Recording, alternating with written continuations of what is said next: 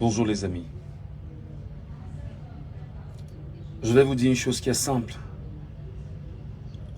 On ne réfléchira pas trop là-dessus. Quel que soit ce qui va se passer en 2025.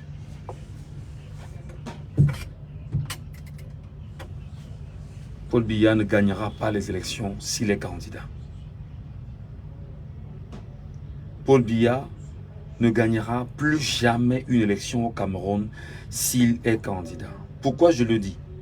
Parce que d'abord, je suis citoyen camerounais. Je suis un enfant du renouveau. Et je suis une victime du renouveau.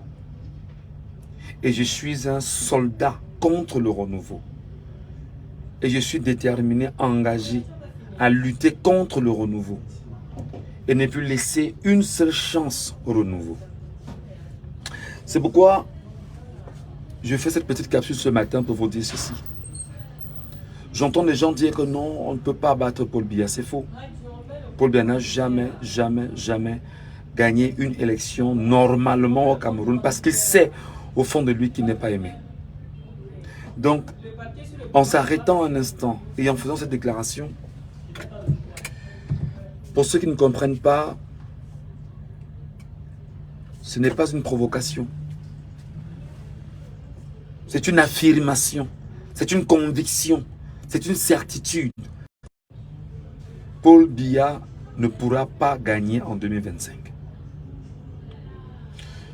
On ne peut pas, en l'état actuel, en tant que Camerounais, dans l'extrême nord, je vais dans le grand nord, le grand sud, le grand est, le grand ouest, le grand centre, tout le monde est malade d'une malgouvernance.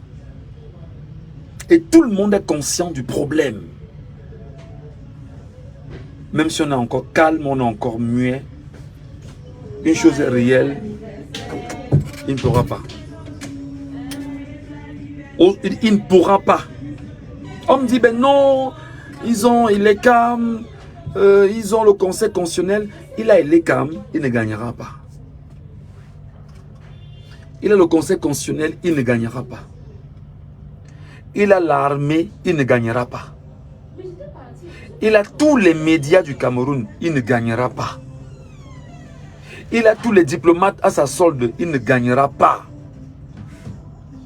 C'est-à-dire qu'il a même l'argent, il ne gagnera pas. Je vous dis, c'est simple.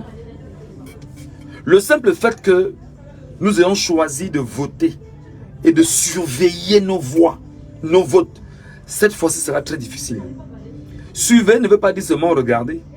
Parce que si ton nom figure 2 fois dans un bureau de vote et que tu as voté ailleurs et que tu as devenu de l'autre côté voter, on va te pêcher. Les charters que vous organisez pour que les gens partent d'un point à un autre pour voter, ça ne passera pas cette fois-ci. Sortez tous les 100 000 militaires que vous avez, et policiers et gendarmes, vous les versez dans les bureaux de vote. Ils ne s'en sortiront pas. Parce que là, ce sera 30 millions de Camerounais debout. Pas 200 000, pas 300 000. 3 millions de Camerounais, même nos enfants, on va les sortir et ils viendront lutter. Parce que ceux qui vont rester, ceux qui vont partir, ils vont partir. Donc il faut intégrer ça. Il faut que vous gardiez ça en esprit. Il n'a aucune chance en 2025. Le drame, c'est que les gens refusent de dire qu'il est vieux. Il est vieux. C'est une vérité. Ce n'est pas une insulte. Demain matin, demain le 13, il aura 92 ans officiellement. Ce n'est pas une provocation. Il est vieux. C'est un fait. Les faits sont sacrés. À 92 ans, on est vieux. Faisons maintenant son bilan en 43 ans. Sommes-nous satisfaits? Êtes-vous satisfaits? Mais fondamentalement, parce qu'il est dans une malgouvernance qui prouve son inefficacité. Donc, il doit dégager. C'est clair. Maintenant, quand on le dit, des gens qui disent être plus intelligents, ah, c'est que non, vous voulez que Maurice Kamto. Oui, je veux que Maurice Kamto prenne. Moi, Ngachou, je veux que Maurice Kamto prenne le pouvoir. Est-ce que je m'en cache? Je ne m'en cache pas. Je veux qu'il prenne et il va prendre. Parce que, quel que soit ce que vous allez mettre en place, déjà que vous allez faire comment pour avoir une élection au Cameroun sans Maurice Kamto? Je veux comprendre. Vous ferez comment pour avoir une élection au Cameroun sans Maurice Kamto? Parce que si vous voulez effectivement que le peuple camerounais qui a compris ce que c'est que la loi, le droit, et qui est capable justement de respecter, de rappeler les textes de loi au Cameroun. Même comme au Cameroun on ne les respecte pas, le peuple, par sa légitime défense, peut se lever et dire, non, c'est pas ça. Respectez la loi. Donc, pour éviter qu'il y ait des escalades, pour éviter qu'il y ait des malentendus, pour éviter qu'il y ait des colères, pour éviter qu'il y ait des chocs, d'abord, ne tentez pas de dire que vous voulez jouer avec la candidature de Maurice Kamto, qui, légalement, comme le veut la Constitution et le Code électoral, est candidat. Vous ne ferez pas, vous ne pouvez rien faire d'autre que ça, que de respecter les textes du Cameroun. C'est la première des choses. Deuxième chose, c'est que si vous tentez justement de jouer avec nos voix, non, ce ne sera plus ça.